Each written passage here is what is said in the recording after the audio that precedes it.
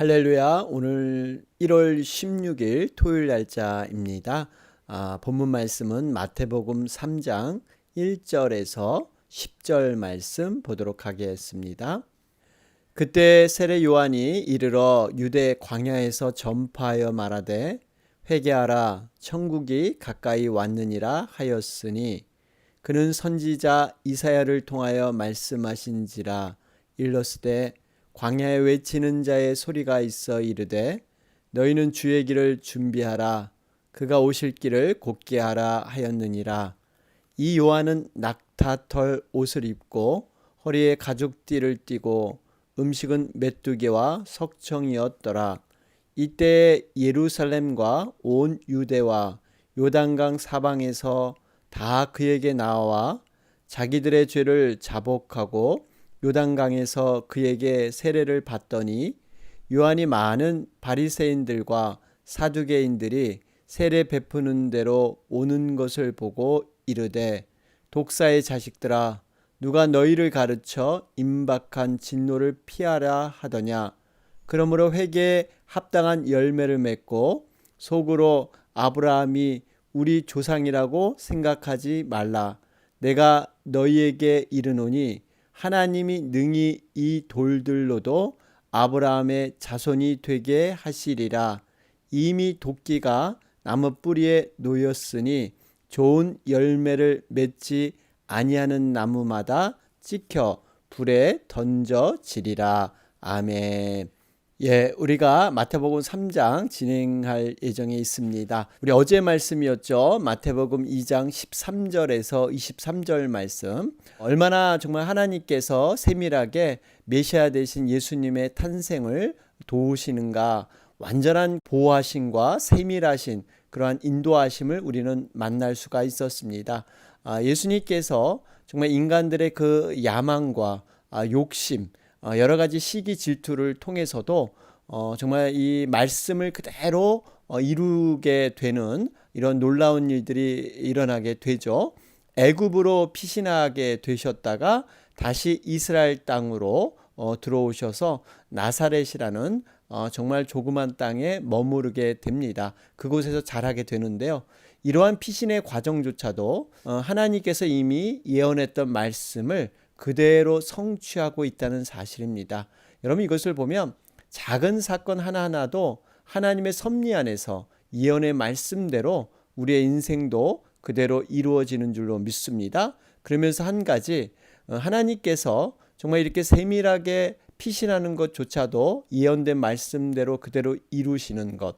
그래서 15절 말씀을 보면 애굽으로부터 내 아들을 불렀다 함을 이루려 하심이라. 이미 선지자를 통해서 말씀하신 바. 그러니까 이렇게 애굽으로 피신하는 것조차도 정말 그곳에서 불러낸 것조차도 다 하나님의 섭리였다 말씀하고 있죠.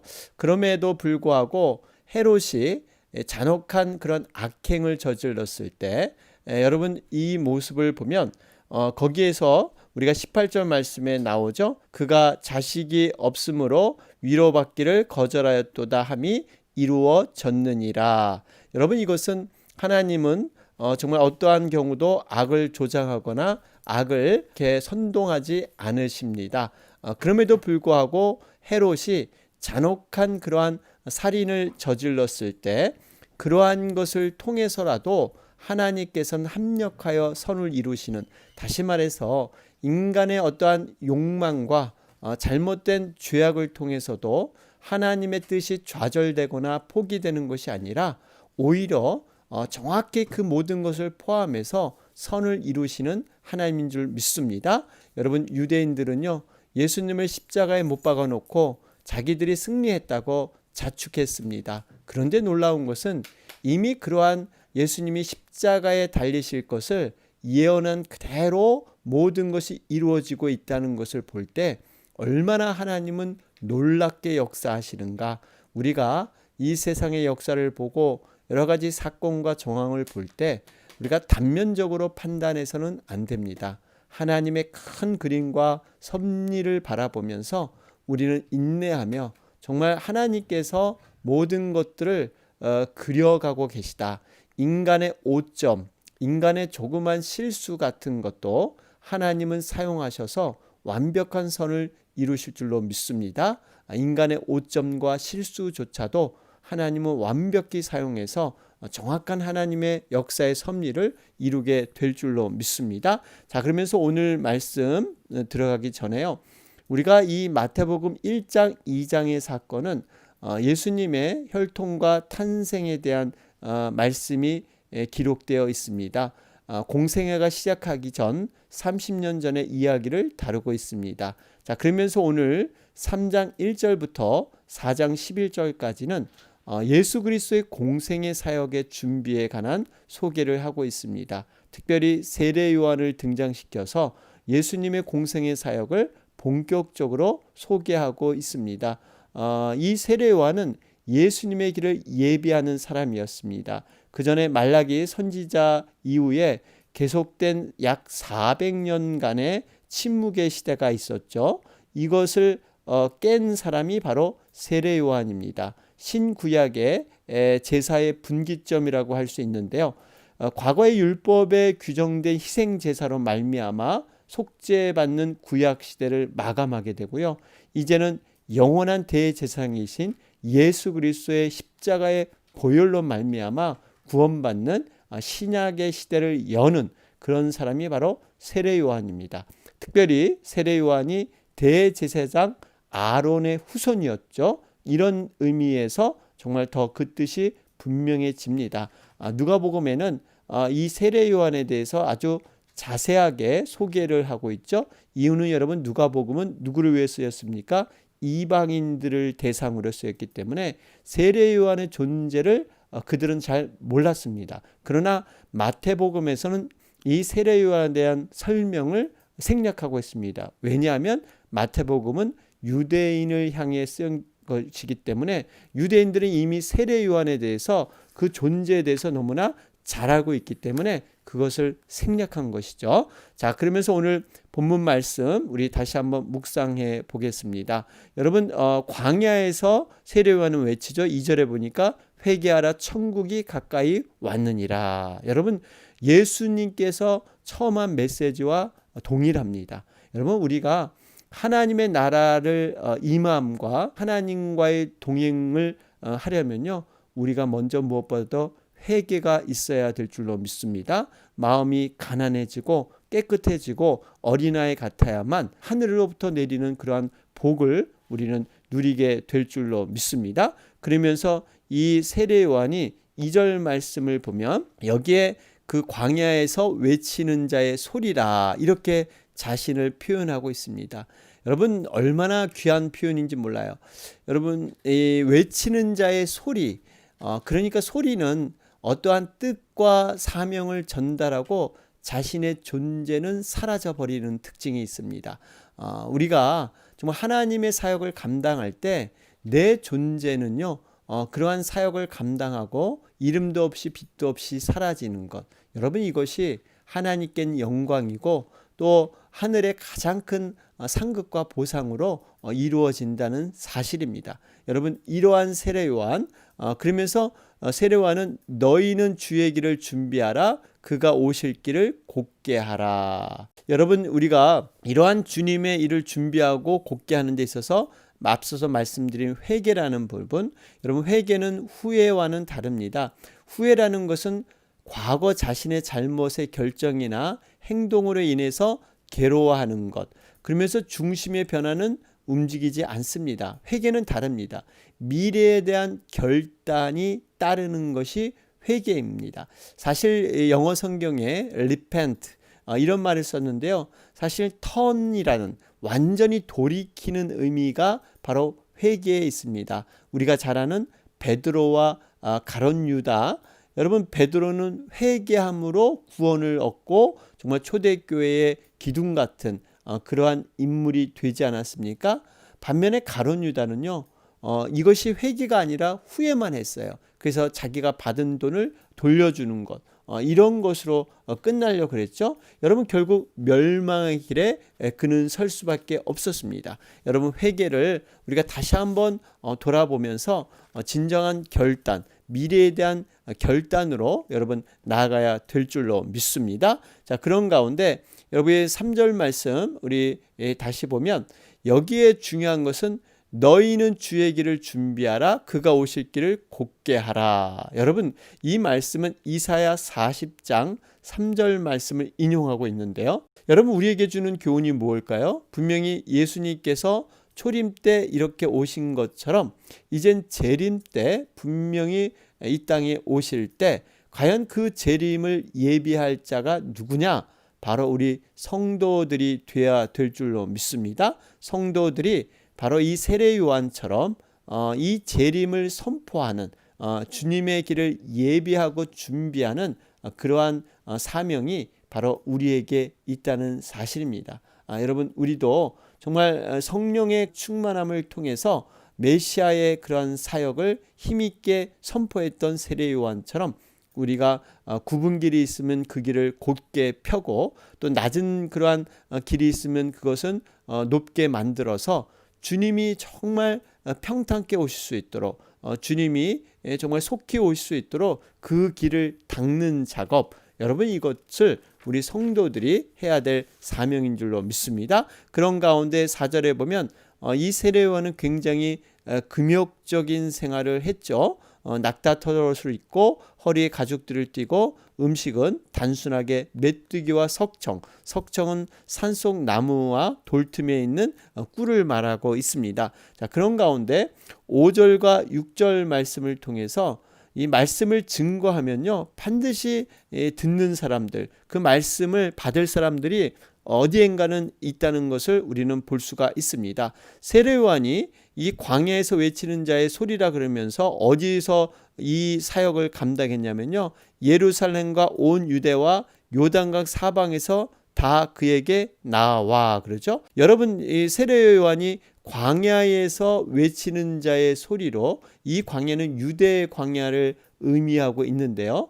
지금 유대 광야에서 그는 이 복음을 외치고 그러한 사역을 감당했는데 그 소문이 예루살렘과 온 유대와 요단강 사방에 들려졌다는 사실입니다. 여러분 이걸 보면 우리가 어디서든지 주님의 복음을 증거하고 주의 그러한 사명을 감당하게 되면 반드시 사람들이 이러한 사역에 함께 동참하며 놀라운 하나님의 그러한 동역자들이 세워진다는 사실입니다. 여러분 그렇기 때문에 우리가 십자가의 복음의 능력 이것을 우리가 붙들고 어디에 있든지 간에 그 주어진 자리에서 우리가 최선의 삶을 살아가야 될 줄로 믿습니다. 자, 그러면서 7절 말씀을 보면요. 요한이 많은 바리새인들과 사두개인들이 세례 베푸는 대로 오는 것을 보고 이르되 독사의 자식들아 누가 너희를 가르쳐 임박한 진노를 피하라 하더냐. 여러분 지금 이 바리새인 사두개인들 어떤 사람들입니까? 여러분 바리새인들은요 엄격한 종교 생활과 율법을 준수한 그러한 사람들이죠. 정말 생명처럼 율법을 여겼던 사람입니다. 이들은 수없이 많은 규례를 만들고 그것을 철저히 또 지키면서 종교 생활을 생명으로 여겼던 열심이 있던 자들이죠. 이 열심을 예수님도 인정하셨어요. 그래서 이것도 행하고 저것도 해야 할지니라. 바리새인들의 그 열심의 모습 이것도 분명히 우리가 행해야 되지만 또 한 가지는 그 본질 정말 하나님의 마음 이것을 그들은 놓쳤던 것이죠. 형식적인 그러한 열심 어쨌든 간에 예수님도 이들의 열심은 인정했던 것을 우리는 알 수가 있습니다. 자, 그러면서 사두개인들은요 종교적인 면보다는 정치 경제적인 이러한 곳에 관심이 많았던 사람들이 바로 사두개인들입니다. 그래서 여러분 사두개인들이 유대 사회에서 아주 중요한 요직 고위직을 맡고 있었습니다. 원래 사두개인은 사독이라는 이 제사장 계열의 후손의 사람들이죠. 원래는 이 제사장, 종교적인 거룩한 그러한 사역을 감당했는데 사회와 타협하면서 또 타락하면서 이렇게 사회로 흘러들어가서 변경이 되었습니다. 어쨌든 간에 이 바리새인과 사두개인들은요, 한마디로 말해서 이스라엘 종교와 권력, 경제 이러한 것들을 독점하고 있는 당시에 어떻게 보면 그 사회에서 최고 계층이라 이렇게 일컫는 사람들입니다. 그런데 지금 세례 요한은요, 광야에서 외치는 자의 소리처럼 낙타털 옷을 입고 허리에 가죽띠를 띠고 이러한 모습으로 그들에게 가감히 독사의 자식들아, 임박한 진노를 피할 수 없다, 이렇게 외치고 있다는 사실입니다. 여러분, 어떻게 보면 세례 요한이 초라한 모습이지만 그 사회 지도층에 대해서 이렇게 불의한 자라고 얘기할 수 있는 것, 여러분, 이것은 하나님의 말씀 가운데 정말 하나님이 주시는, 성령님이 주시는 그러한 분명한 기준 가운데 이 일을 행할 수 있었던 것을 우리는 알 수가 있습니다. 여러분, 우리 성도들도 바로 어떻게 보면 불의한 것을 보고 불의라고 얘기할 수 있는, 예와 아니오를 분명히 할 수 있는 이러한 모습이 필요합니다. 우리가 그저 물에 물 탄 듯 술에 술 탄 듯 그렇게 살 것이 아니라 분명히 이 시대에 잘못된 것들에 대해서 우리가 말과 행동에서 분명한 모습으로 구분해서 살아가는 것. 여러분, 성도는 구별된 자들, 우리는 세상에서 불림받은 사람들, 에클레시아, 바로 그러한 모임들이 교회이지 않습니까? 성경에 보면 다윗 시대 나단의 모습이 그랬고요, 아합 시대에는 엘리야의 모습이 이러했습니다. 또 유다 왕국 말기에는 예레미야 모습, 여러분, 분명히 불법과 구별된 그러한 삶을 살았던 선지자들의 모습, 여러분, 이것을 우리는 다시 한번 되새겨야 될 줄로 믿습니다. 그런 가운데 8절 말씀을 보면 그러므로 회개에 합당한 열매를 맺고, 여러분, 회개라는 것 앞서 말씀드렸지만 후회와는 다릅니다. 회개는 미래에 대한 결단과 행동으로 옮기는 그러한 결과가 있는 것이죠. 그러니까 합당한 열매가 있다는 거예요. 여러분, 이 회개에 합당한 열매, 이 합당한 열매가 무엇일까라는 것을 우리는 마태복음과 비슷한 우리 또 누가복음을 살펴보면 더 확실히 알 수가 있습니다. 누가복음 3장 11절에서 14절 그 내용을 살펴보면요, 세례 요한은 회개에 합당한 열매를 무엇인가라는 질문에 입을 것과 먹을 것이 남는 자는 나누어 주어라, 또 정한세 외에는 징수하지 말아라, 강포를 행치 말고 또 너의 샐러리를 만족해라, 남에게 대접을 받고자 하는 대로 남을 대접하라, 이러한 종류의 말씀을 전해주고 있습니다. 그러니까 어떻게 보면 여러분, 이렇게 입을 것을 나누어주고 정한세 외에는 징수하지 말고 이런 것들은 평범하고 굉장히 일상적인 것이라고 할 수가 있습니다. 여러분, 이것을 왜 회개에 합당한 열매로 이렇게 세례 요한은 강조하고 있는 것일까요? 이걸 뒤집어 얘기해 보면 우리가 정말 기본적인 원칙들, 기본적인 이런 여러 가지 기준들을 우리는 놓치고 살 수 있다는 겁니다. 여러분, 기독교인으로서 우리가 정말 이 사회에서 해야 할 것들, 기본적으로 지켜야 할 것들, 이러한 질서들, 이런 것들을 제대로 지키지 못하는 것, 여러분, 이것이 우리에게도 있다 하는 것을 볼 수가 있습니다. 존 스토트 목사님이시죠. 영국의 유명한 목사님이신데 기독교 기본 진리 그러한 책을 써서 많은 분들에게 감명을 준 분입니다.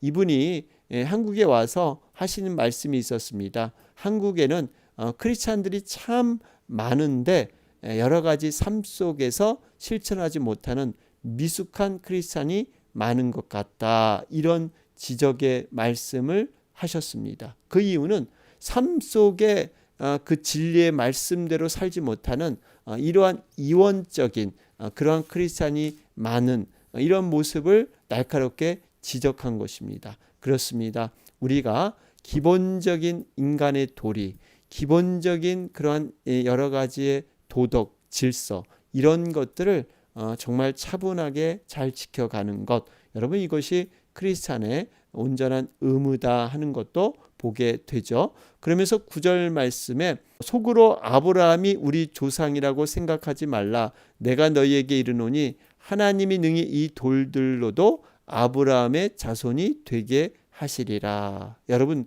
이 말씀은 바리새인과 사두개인들에게는 아주 굉장히 찔리는 말, 그들의 자존심을 건드리는 이러한 지적의 말씀이었습니다.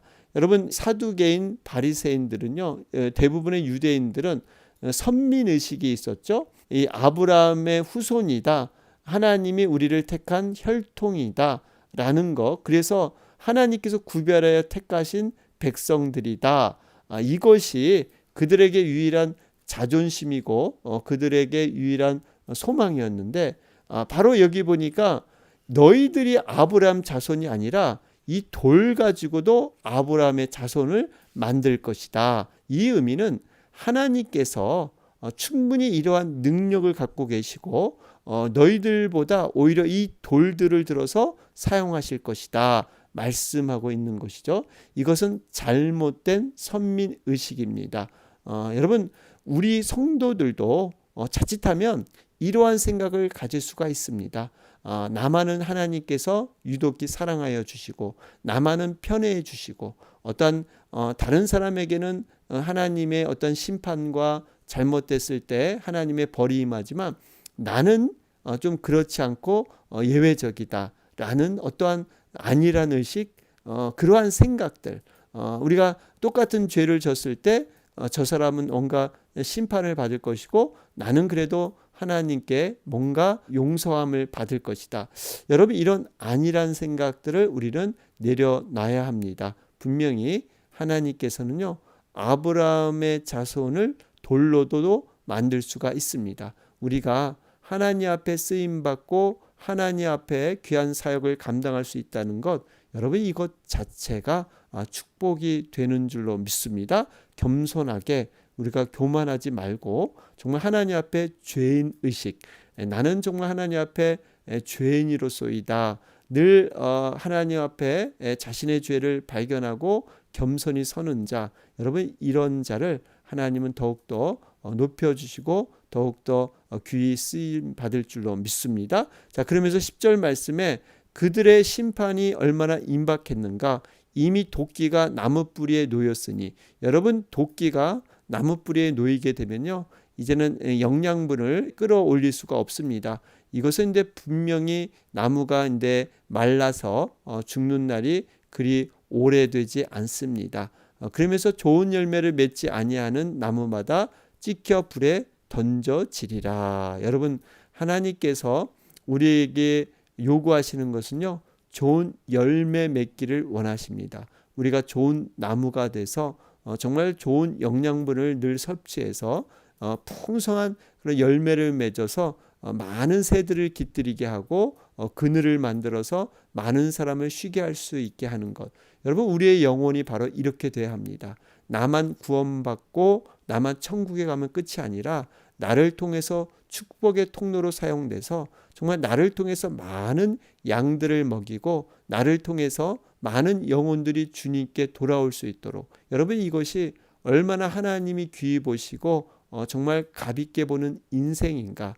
우리가 나를 위해서 사는 인생, 모든 사람들이 추구하는 인생입니다. 우리도 어떻게 보면 나만을 위해서 내가 복을 받고 내가 출세하고 내가 성공하는 것, 그래서 정말 이 땅에서 부귀영화 누리다가 정말 하나님께 가는 것, 여러분 이것이 과연 진정한 복일까요? 그렇지 않습니다. 나를 통해서 다른 사람을 먹이고 입히고 다른 사람을 풍성케 하고 정말 이러한 것이 하늘에서 가장 큰 상급이고 보상이 될 줄로 믿습니다.